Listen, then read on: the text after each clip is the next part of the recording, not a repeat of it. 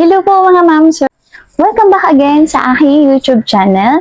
So for today's video, alam niyo po ba mga ma'am sir na napakarami na namang open slot ngayon under kay Pag-ibig Foreclose? Yes po, at i-check natin yan sa kanilang website dahil this month of November, malay nyo nandoon na ang hinahanap ninyong property.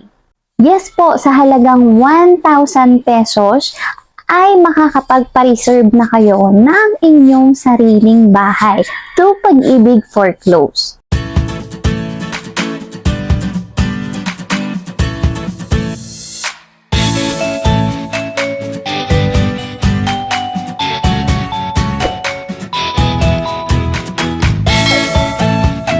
Ano po ba itong mga Pag-ibig Foreclose? Ito po yung mga property kay Pag-ibig na dumadaan through bidding.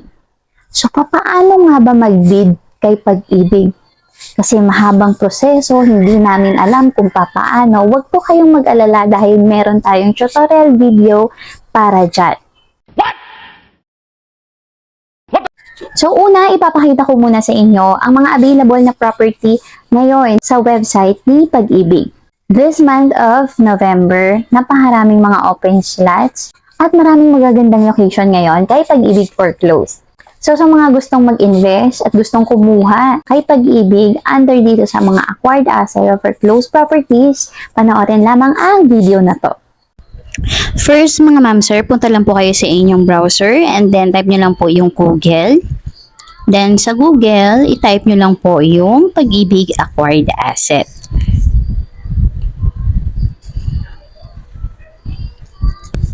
After nyo po ma-type mga ma'am sir, click nyo lang po yung search.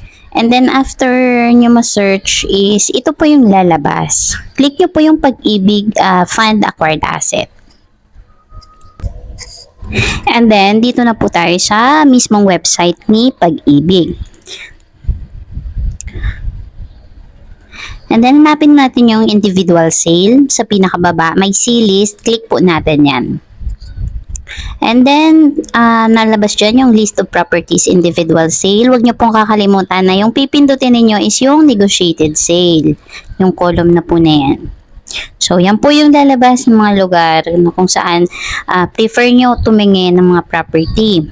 So, kami is NCR. Dyan kasi pasok yung Cavite. So, bali ito lahat ng list ng mga lugar sa NCR, Cavite, Laguna, Batangas, Rizal, kasama dyan. So, kung gusto nyo tumingin ng mga property, hanapin nyo lang po yan at pumunta lang po kayo dyan. Masi-check nyo lahat ng property sa NCR, including Laguna, Cavite, Batangas, Rizal. Ayan. Sobrang daming property ngayon na inaalok under foreclose si Pag-ibig. And meron diyang kondominyo, meron ding lupa lang. Gusto nyong lupa lang mga ma'am sir. And then townhouse, single attached, duplex, meron din. Depende po sa inyo kung ano po yung prefer nyo. And then, meron po akong nakita dito na napakaraming unoccupied property sa bandang Cavite. Part ng Cavite, Naik, mga ma'am sir. So, nakagaw ng attention sa akin to dahil napakarami ng mga unoccupied. And, possible to mga ma'am sir is hindi pa po natitirahan. Brand new talaga yung mga unit na to.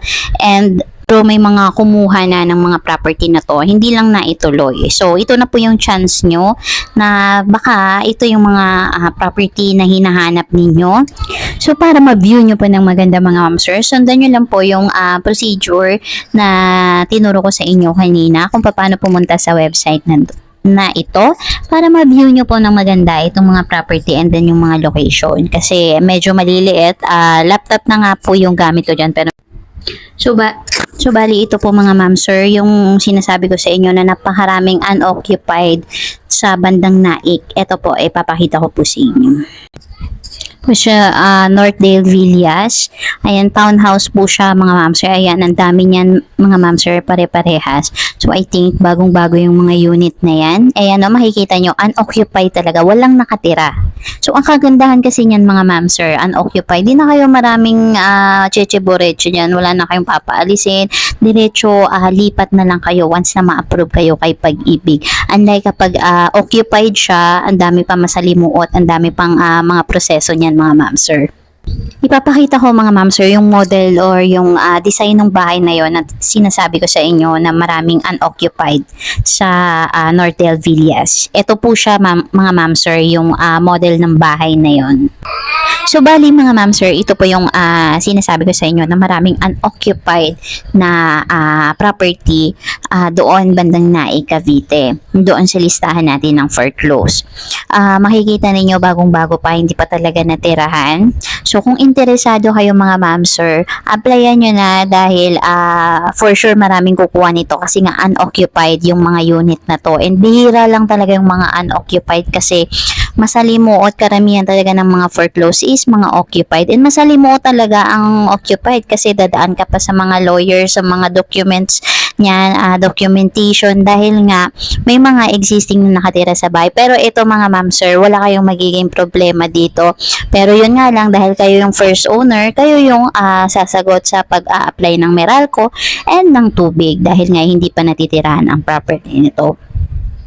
So, kung interesado kayo mga ma'am sir, applyan nyo na dahil may deadline lang ang submission ng bid nito kay Pag-ibig this month. So, kung nanonood kayo ng video na to or napanood nyo yung video na to, pwede nyo nang asikasuhin, mag-bid na kayo and mag-submit na kayo ng requirements. Sundan nyo lang yung ilalagay kong tutorial video sa aking description mga ma'am sir. And mga ma'am sir, sa pinakababa ng listahan na to, pinakababa ng listahan ng mga property na to, nandoon yung checklist ng mga requirements. Nabanggit ko na rin naman yan doon sa tutorial ko, pero ito, makikita nyo rin naman dito. Machi-check nyo naman dito. And then yung mga form na kinakailangan nyong sulatan para sa submission yung mga requirements, nandito lang din mga ma'am sir. Ida-download nyo lang. And then, fill out nyo lang lahat ng mga kailangang sagutan. Sa mga form na yan, mga forms na yan, mga ma'am sir, kung paano mag-fill out, huwag kayong mag-alala kasi dun sa tutorial, lahat yon step by step, ituturo ko sa inyo lahat ng ilalagay, yung pag-fill out dyan sa registration form, sa lahat, offer to purchase, lahat yan, meron po tayong tutorial video. So, don't worry po, wala po kayong ibang alalahanin dyan, mga ma'am sir. Basta po sundan nyo lang ng mabuti yung tutorial and syempre kailangan nyo rin talagang mag-effort. Ngayon naman mga ma'am sir, kung may napili na kayong property na sa tingin ninyo yun ang gusto o nagustuhan ng pamilya ninyo or nagustuhan ninyo. Ngayon, next question is, paano ba ito applyan? Ano-ano nga ba ang mga kailangan o paano ba ang proseso para makapag-apply dito? Huwag po kayong mag-alala dahil ilalagay ko sa description ng video na to yung link ng tutorial video na ginawa natin. And take note mga ma'am sir, marami na pong nakakuha ng property through Pag-ibig Foreclose gamit-gamit ang video tutorial natin na to. So, why not? Wala namang mawawala kung susubukan natin. Ganyan din kami noon. Puro lang kami papaano, until sinubukan namin. And now, meron na kaming sarili naming bahay. Malay nyo lang before year end is makakuha kayo at magkaroon na rin kayo ng inyong sariling bahay para sa inyong pamilya.